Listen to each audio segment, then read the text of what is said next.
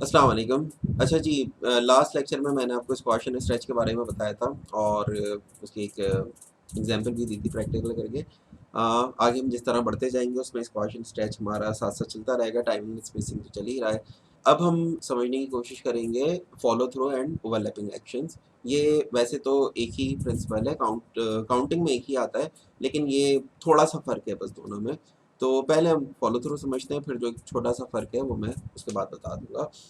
अच्छा जी, तो follow through होता क्या है? अब जैसा कि मैंने पहले भी कहा कि प्रिंसिपल्स की ख़ास बात ये है, अच्छी बात ये है कि बहुत आसान से अल्फाज में है, तो जो सुनकर आपको समझ आता है वैसे ही होगा। तो उसी तरह फॉलो थ्रू भी ऐसी चीज़ है। फॉलो थ्रू मतलब किसी को फॉलो करना, वही चीज़ हम समझेंगे। अब होता क्या है कि फॉलो थ्रू में पेरेंट चाइल्ड रिलेशन हम दिखाते हैं। बेसिकली पेरेंट चाइल्ड रिलेशन का क्या मतलब है कि जब पेरेंट्स मूव करते हैं तो बच्चे उनको फॉलो कर रहे होते हैं। बिल्कुल ऐसे ही होता है, आपने आराम से इसको आप देख सकते हैं कहीं पर भी, आपके साथ भी अगर कभी बच्चे जाएं तो आप उनको कभी ऑब्जर्व कीजिएगा कि आप अगर चल रहे हैं तो वो आपको फॉलो करते हुए आ रहे हैं, आप रुकेंगे तो फिर वो आपको देख के रुकेंगे। और फिर क्या होगा, अगर आप खड़े हुए हैं किसी से बात कर रहे हैं, आप मूव नहीं कर रहे हैं, तो बच्चे अपनी कोई भी मूवमेंट इधर-उधर खेलने की, भागने की कुछ शुरू कर देंगे। उनकी मूवमेंट से आपको कोई फ़र्क नहीं पड़ेगा, आप अपना जो काम कर रहे होंगे वो करेंगे, बच्चे जो हैं वो अपनी मूवमेंट करेंगे। लेकिन जैसे ही आप मूव करना शुरू करेंगे, बच्चे आपको देखकर फिर उसी डायरेक्शन में मूव करना शुरू करेंगे। मतलब आपकी मूवमेंट जो होगी, जो पेरेंट की मूवमेंट होगी, बच्चों की मूवमेंट उस पे डिपेंड करेगी, चाइल्ड की मूवमेंट जो है। लेकिन चाइल्ड की मूवमेंट से बच्चे पेरेंट की मूवमेंट का ताल्लुक नहीं होता। अब क्योंकि वो उसको फॉलो करता है, तो फॉलो करने का मतलब ये है कि पहले पेरेंट मूव करेगा, चाइल्ड उसको फॉलो करेगा थोड़े से डिले के बाद, फौरन नहीं करेगा, क्योंकि चाइल्ड को तो नहीं पता ना पेरेंट ने कब मूव करना शुरू किया है। पेरेंट ने जैसे ही मूव करना किया, चाइल्ड ने पहले उसको देखा और देखने के बाद वो जो थोड़ा सा टाइम लिया, वो डिले थोड़ा सा जो आता है वो उस डिले के साथ उसको फॉलो करना शुरू करता है, तो जिसको हम कहते हैं फॉलो थ्रू हो रहा है। अब ये हमारी जो बॉडी है, हमारा जो स्केलेटन है, वो भी इसी तरह का बना हुआ है कि इसमें भी एक हर जॉइंट जो है हमारा, उसका आपस में पेरेंट और चाइल्ड का ही रिलेशन है। जैसे कि अगर मैं अपने हाथ की बात करूं, तो ये जो सिर्फ इस हाथ की बात कर रहा हूँ इस वक्त, तो ये इस हाथ का एक मेन पेरेंट है, शोल्डर जो है हमारा। और फिर इस शोल्डर का चाइल्ड जो है वो ये एल्बो है, और इस एल्बो का चाइल्ड जो है वो रिस्ट है। और रिस्ट के बाद फिर हमारी फिंगर्स आ जाती हैं। उसी तरह फिंगर्स में भी अगर एक फिंगर की बात करूँ तो ये हमारा मेन पेरेंट है, ये इसका चाइल्ड है, और इसके बाद ये वाला जो जॉइंट है वो इसका चाइल्ड है। उसी तरह तमाम फिंगर्स में बात आ जाती है, और यही चीज़ फिर हमारी पूरी बॉडी में होती है। तो बहरहाल इस चीज़ को समझना कि हाँ, हमारे किस तरह से हमारी पेरेंटिंग हुई हुई है, हमारी बॉडी में किस तरह पेरेंटिंग हुई है, तभी आप एक मूवमेंट बना सकेंगे। जैसे अगर मेरा हाथ ऊपर उठ रहा है, तो ये मेरा मेन पेरेंट जो है ये पहले ऊपर उठता है, एल्बो उसको फॉलो करेगा, और उसके बाद रिस्ट उसको फॉलो करेगा, और फिंगर उसको फॉलो करते हुए रुकेंगी। तो हमारी अच्छी सी मूवमेंट जो है वो बनती है हाथ की, ठीक है। जैसे मैं हाथ अपना उठा रहा हूँ, आप देख रहे हैं, एक सीधा सीधा अगर विदाउट फॉलो मैं उठाने की कोशिश करूंगा तो ये बहुत रोबोटिक मूव लगेगी। लेकिन अगर मैं फॉलो थ्रू के साथ उठाऊंगा अच्छी तरह, तो फिर ये अच्छी मूव बन रही होगी। तो ये बेसिकली कहलाता है फॉलो थ्रू, जो कि मैंने समझाने की कोशिश की है। मुझे उम्मीद है कि कुछ समझ आया होगा, और अब हम थोड़ा सा इसको प्रैक्टिकल करके समझने की कोशिश करते हैं। ठीक है जी, तो देखते हैं क्या होता है। अच्छा जी, तो जैसा कि आप देख रहे हैं कि ये मैंने 4 स्फीयर्स लिए हैं, और अब इनको मैं मूव करता हूँ। मैंने सबको सेलेक्ट किया, की लगाता हूँ, और उसके बाद मैं 10 फ्रेम के पे जाकर इनको मूव कर देता हूँ यहाँ तक, ठीक है। मूवमेंट चेक करता हूँ, बहुत तेज़ हो रही है, इसको मैं एक काम करता हूँ 20 फ्रेम पे ले जाता हूँ, ताकि थोड़ा सा हम सुकून से देख सकें, ठीक है। तो ये इस वक्त मैंने एक मूव बनाई है इनकी, और आप देख सकते हैं कि ये जा रहे हैं, और बल्कि फिर मैं इनको वापस भी लेकर आ जाता हूँ सबको 40 फ्रेम पे, ठीक है। तो आप इस वक्त देखें क्या हो रहा है, ये मूव कर रहे हैं एक तरफ से दूसरी तरफ।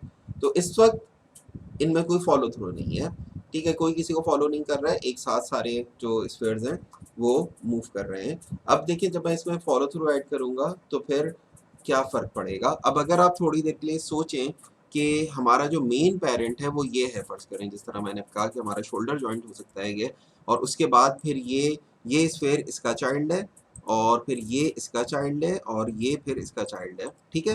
तो मतलब ये मेन पेरेंट है, और इसका पेरेंट है, ये जो है इसका पेरेंट है, और ये जो है इसका पेरेंट है, ठीक है? हमने अगर ये थोड़ी देर के लिए इसको सोच लिया, और अब हमें ये फॉलो करेंगे तो क्या होगा।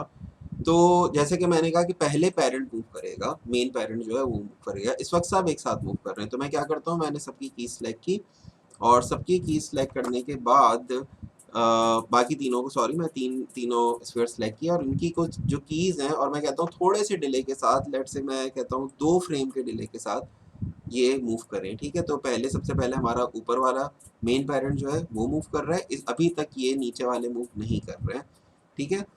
इसके बाद मैं कहता हूँ ठीक है, अब ये मूव करेंगे, इस मेन पेरेंट, इसके बाद इसका जो चाइल्ड है वो मूव करेगा, ठीक है? जब इसको जैसे ही पता चलता है कि हाँ इसके पेरेंट ने मूव करना शुरू कर दिया है, तो ये फिर इसके बाद 2 फ्रेम के डिले से हम इसको मूव करवाते हैं, और इसने मूव करना शुरू कर दिया, जैसे कि आप ये देख रहे हैं, ठीक है? अभी भी एक हमारे पास थोड़ा सा फॉलो थ्रू आपको नज़र आने लगा होगा, लेकिन अब जो बाकी चाइल्ड हैं ये अपने पेरेंट को फॉलो करेंगे। अब ये है, ये अपने पेरेंट को फॉलो करेगा, तो लेकिन फिलहाल ये नहीं कर रहा, ये अपने पेरेंट के साथ चलने लगता है।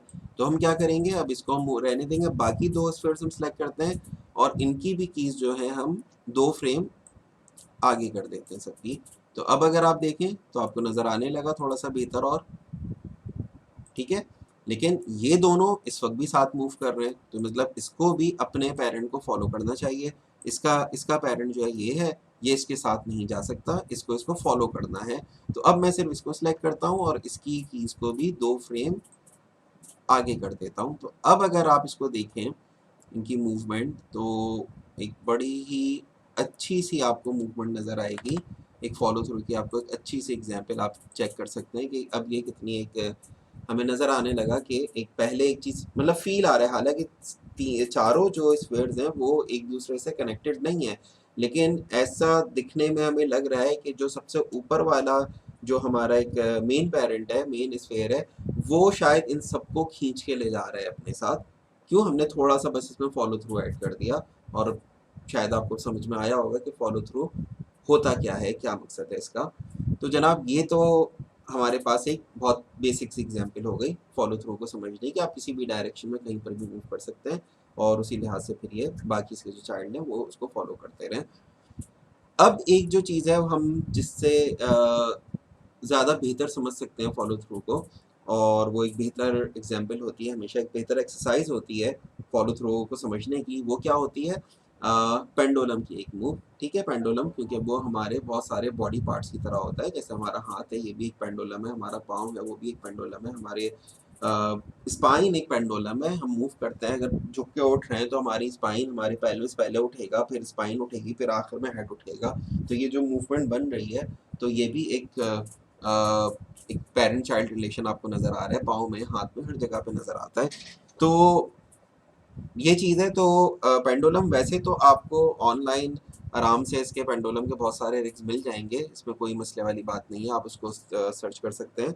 लेकिन फिर भी अब जो नए बच्चे हैं, जो नया-नया काम सीख रहे हैं, वो बेहतर है कि वो खुद बना लें, ताकि उनकी थोड़ी-सी माया के हवाले से 3D की कुछ और भी चीज़ें साथ-साथ उनको समझ में आती रहें। तो एक काम करता हूँ, मैं फ़िलहाल आपको पेंडुलम बनाना सिखा देता हूँ कि किस तरह से बनता है। तो उसके बाद नेक्स्ट लेक्चर में मैं पेंडुलम को मूव करना भी बताऊँगा। तो इस वक़्त हम समझते हैं कि पेंडुलम बनता कैसे है, ठीक है? तो देखते हैं उसको।